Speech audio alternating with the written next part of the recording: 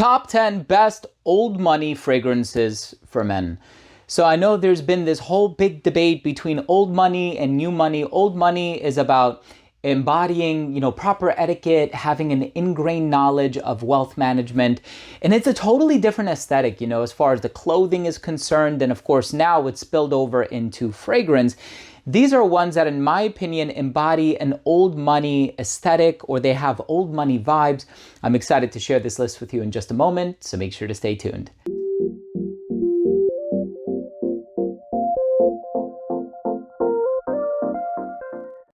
Now, before I begin today's episode and I give you my thoughts on these top 10 old money fragrances, and I tell you what I think about them, why I think they deserve to be in this list, so on and so forth, I want to start the video off first by saying that if you're a fan of fragrance-related content, and of course, if you love smelling your best, hit subscribe, hit the bell, and also give this video a thumbs up for the YouTube algorithm. It would really, really mean a lot to me.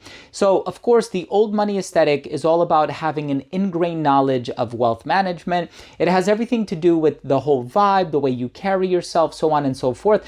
Not to say there's anything wrong with new money. I could live in West Egg with Jay Gatsby, but sometimes we want to possess the Tom Buchanan attitude, and we want to convey a sense of, old worldly, olfactory goodness. So these are 10 old money fragrances. And so please check them out if you haven't already done so. If this is your style, of course. So do you prefer old money or new money fragrances, right? If that's even a thing, right? I know we're kind of making it up as we go, but drop a comment down below. What are your favorite old money fragrances? I would love to hear from you. First one I want to talk about is Antaeus by Chanel. Now this one, and Chanel has so many great fragrances. This is a spicy rose with, I think it's castoreum in the dry down. It definitely has this animalic tendency, and it's not for everybody, right? Like, this is kind of hard to pull off, but it's such a beautiful, beautiful fragrance. And of course, it conveys virility and masculinity. And this is just a beautiful fragrance by the brand Chanel. And of course, it's one that's overlooked, right? Especially with Bleu de Chanel and so many other really popular fragrances, Chanel's Allure Homme and Allure Homme Sport, and lately there's been the Super Leggera flanker, which is really good actually, but Antaeus gets overlooked. We also have Versace Lum. Now this is we're going back in time here, right? So a lot of these old school fragrances, whether they came out in the 70s or 80s or the early 90s, they have a lot of fir and patchouli and pine. And this one has a lot of oak moss. So it's a very green, earthy fragrance. They don't make them like this anymore. And of course, it's one of those ingredients that a lot of people don't really consider modern anymore. But Versace Lum is an amazing fragrance. Please check this one out. We also have, and this one has been around for a number of years as well. This one is by Naughton & Wilson, and it's called Gravitas Parfum. So this is a beautiful lavender-based fragrance, right? So of course, there's also Bon Vivre, which has a lot of citrus in the opening. I'm a fan of that one as well. Gravitas has this powdery lavender vibe in here, and the performance is very, very good, and the presentation is gorgeous. I love the all gold aesthetic to it, the gold plaque, the gold hardware on the cap here and everything. This is a great powdery lavender. It's definitely conveying old money vibes.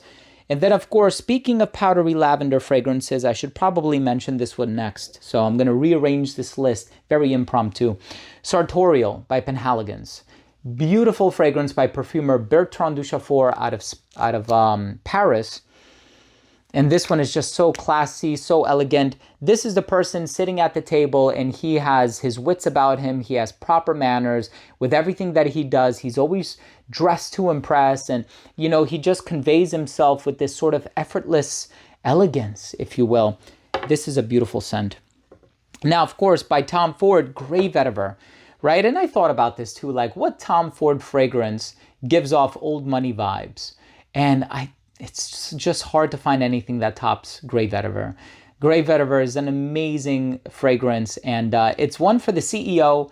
It's one for that gentleman who, is walking into the room and everybody heads turn, and, he's there to close the deal, and he's highly competent. He knows how to get the job done properly. And he's also self-assured. And I think that's one of the, descriptors that I would use to describe great vetiver. It's for a very self-assured gentleman, and it's a very clean vetiver, and I appreciate that about it, especially in a world where a lot of vetiver fragrances are quite dirty and earthy and, the encre noirs of the world, if you will. So here's one by Nikolai, and it's called Naroli Intense. And this one has the earthy dry down, but it also has that bright citrusy opening, and it doesn't give off 4711 vibes, maybe a little bit, but it transitions into something really resolute, really earthy. And that's something that you don't get with a lot of other bright neroli heavy fragrances, right? It's kind of like they dissipate, they don't last a long time. Neroli Portofino by Tom Ford being another one. Neroli Intense, however, anything from this brand, whether we're talking about New York Intense, and there's, I think Cap Neroli is another one, but Neroli Intense is amazing. This one will definitely get you noticed. And then we also have another Chanel. They don't make this one anymore, but this was such a beautiful, spicy lemon fragrance with an earthy undertone. Chanel's Pour Monsieur Concentré. You can't find this one, but I wore this 2 days ago. Oh man, the nostalgia that it brought back. And I bought this from Sephora so many years ago. And I wish I could go back in time and buy like 3 more bottles, because I love wearing this one. For a formal setting, a suit and tie situation, it's hard to beat. And it's just a bummer. It's a bummer that certain fragrances get phased out. And if I could find a decent price for that one online that's actually in good condition, that's been stored properly, I would 100% get it. So yeah, this next one, beautiful fragrance. I know they've changed the presentation. I bought it when they had the old presentation. This one has since been phased out, by Guerlain. It's called Heritage. Patchouli and sandalwood. My goodness. It reminds me of the original. Well, it's very different, but as far as like a patchouli fragrance is concerned, there's Pierre Cardin, the one that looked like a globe, and it was like a round top. And then there's also Givenchy Gentleman, but the original, that was a very strong patchouli fragrance. So a lot of patchouli, sandalwood, some floral ingredients, some spices in here as well. Heritage by Guerlain is amazing. And the number 2 spot, it depends on your mood, right? All of these are contingent upon one's mood, but Vetiver by Roja Parfum. So no matter what you pick by Roja Parfum, unless it's like Elysium or something, or Manhattan, most 80% of Roja Parfum fragrances are going to convey old money vibes. Scandal, Danger, Diaghilev, exclusively for the Roja Dove Haute Parfumerie. There's so many fragrances from the brand that are just old money, But Vetiver, it just reminds you of a sophisticated gentleman, somebody who was born into wealth, But in the number 1 spot, and this is a fragrance that I've spoken about before, and every time I wear this, I'm like, criminally good, right? Like, why is it so good? And this one is composed by perfumer Hamid Merati Kashani, who's done Leighton by Parfum de Marly, Leighton Exclusive, Oriana by Parfum de Marly.